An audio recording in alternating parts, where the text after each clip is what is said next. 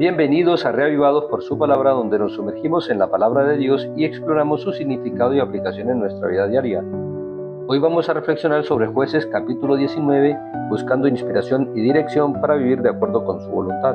Quédate y juntos participemos en esta experiencia espiritual. El capítulo de hoy inicia con una frase que, más que un dato histórico, pone de manifiesto la condición anarquista en que se encontraba el pueblo en términos generales. En aquellos días no había rey en Israel. Esta expresión, que se repite 4 veces en los últimos capítulos, no solo describe la ausencia de un líder humano, sino la renuncia del pueblo a reconocer a Dios como su rey. Israel no solo estaba sin autoridad política, estaba sin autoridad espiritual.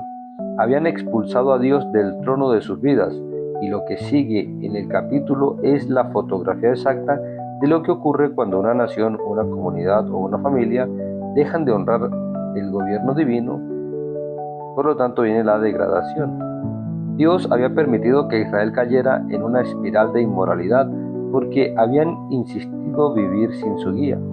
Cuando un pueblo desecha a Dios, Él los entrega a la consecuencia natural de sus propios deseos, tal como lo señala el capítulo 1 de Romanos. Esto no significa que Dios propicie o disfrute la decadencia de sus criaturas, sino que nos enseña que la separación de Dios inevitablemente produce oscuridad moral. Asimismo, esta entrega a los resultados propios de las pasiones humanas es una forma de disciplina espiritual para que el ser humano entienda los resultados de sus propias decisiones y entienda la necesidad de regresar a Dios y hallar misericordia. La peor disciplina que Dios puede permitir a un pueblo o a una persona no es la guerra o el hambre, sino el abandono espiritual. Cuando Dios ya no reina en el corazón, todo lo demás pierde orden, sentido y dignidad. Y eso es lo que se narra en el capítulo de hoy. Aunque no todo Israel estaba en la misma condición, en algunas regiones la inmoralidad había alcanzado niveles comparables a Sodoma y Gomorra. Gaaba, una ciudad benjaminita que se convirtió en ejemplo supremo de la ruina moral de esa región. Lo que se narra en esta sección es tan oscuro e impropio que el comentarista F. B. Meyer aconseja que no se debería leer en la siguiente declaración. Abro comillas. Sería suficiente el ponderar estas palabras, la cual ocurre 4 veces en este capítulo sin leer más de este terrible capítulo, la cual muestra la profundidad de la depravación, la cual se hunde apartado de la gracia de Dios. Cierro comillas.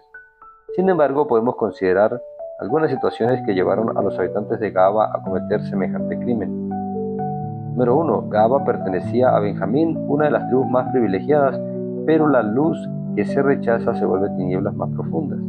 Hay iglesias, familias e individuos que llevan el nombre de cristianos, pero que espiritualmente viven como Gaaba. No porque Dios no quiera reinar sobre ellos, sino porque han decidido gobernarse a sí mismos. Número 2. En la cultura bíblica, la hospitalidad no era opcional, era una obligación. Pero cuando el levita llegó a Gaaba, nadie lo recibió, aunque era una obligación moral y espiritual entre el pueblo de Dios. Esa ausencia de hospitalidad era una alarma espiritual. Un pueblo que ya no abría las puertas tampoco abriría su corazón a Dios. Un pueblo que dejaba a un viajero en la calle, dejaba también a Dios fuera de la vida cotidiana. Así como la iglesia de la Odisea deja a Cristo tocando afuera, Apocalipsis capítulo 3, Gaaba dejó a los necesitados tocando en la oscuridad de su plaza. Número 3. El punto más bajo de la historia es cuando el levita y el anfitrión sacrifican a las mujeres para salvarse a sí mismos. Cuando los hombres pervertidos golpearon la puerta, el anfitrión dijo: «Tomad a mi hija virgen», y luego el levita arrojó a su propia concubina para salvarse a sí mismo. La inmoralidad de Gaaba no solo estaba afuera, sino que también estaba dentro de los hombres que se suponían debían ser líderes y protectores.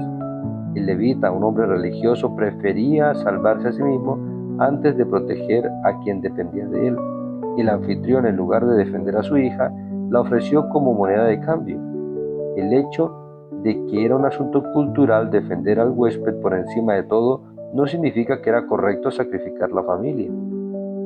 Hoy existen iglesias con líderes religiosos que, como el levita, usan las personas en lugar de amarlas, personas que protegen su reputación antes que la integridad de la oveja perdida, padres y madres que sacrifican la vida de sus hijos con tal de sobresalir ellos. La degradación moral siempre lleva al egoísmo extremo cuando el yo vale más que la vida de los demás. El capítulo termina con una invitación a considerar los hechos ocurridos para vengar el crimen. Por tanto, sería conveniente que nosotros también consideremos lo siguiente. ¿Ha dejado Cristo reinar en algún área de mi vida? Si no es así, ¿qué evidencia existe de que indique lo contrario? ¿Cómo es mi moralidad, mi hospitalidad y mi egoísmo? Hoy podemos tener la Biblia y leerla, ir a la iglesia y conocer una doctrina, pero sin Cristo reinando en el corazón, la vida espiritual se derrumba en cualquier momento. La hospitalidad es un termómetro de la espiritualidad y en la actualidad la hospitalidad no necesariamente es alojar a alguien en la casa. Se manifiesta en la empatía por el que sufre, en la disposición por ayudar a los necesitados. Por otro lado, el egoísmo no se mide por actos escandalosos, sino por la disposición del corazón a sacrificar a otros para salvarse a sí mismo. Cada vez que anteponemos nuestro bienestar a costa del sufrimiento de otro, repetimos la actitud del anfitrión y del levita. Por tanto, necesitamos urgentemente volver a reconocer el reinado de Cristo en nuestro corazón, porque donde Cristo reina hay compasión, protección, amor, pureza y todo el fruto del Espíritu. Gálatas 5:22. Acude hoy a Jesús y agradécele porque Él quiere reinar supremo en el corazón. Pídele perdón por no ser sensible frente a las necesidades de los demás, por ser egoísta y a veces inmoral. Pídele, además, que su presencia se manifieste en tu corazón cada día para que ocupe cada área de tu vida, de modo que de ti se diga, en aquel o aquella sí hay un Rey, Cristo Jesús, reine en tu corazón y que su reinado se evidencie en la compasión, la hospitalidad y la entrega hacia los demás. Recuerda, yo soy John Alvin Rincón y deseo que Dios te siga bendiciendo.